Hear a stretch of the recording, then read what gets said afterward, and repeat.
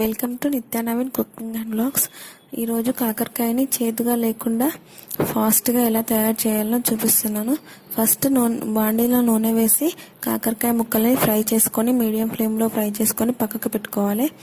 తర్వాత బాండీ పెట్టి నూనె వేసి దాంట్లో అల్లం కొంచెం పోసు దినుసులు ఉల్లిపాయలు వేసి వేయించుకోవాలి.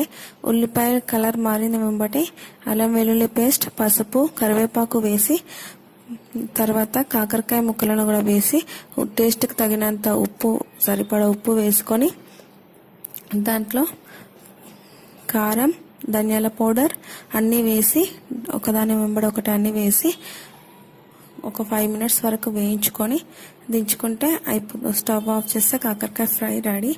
వీడియో నచ్చినట్లయితే like, share, subscribe. Thank you for watching. కాకరకాయ హెల్త్కి చాలా మంచిది. ఇలా చేస్తే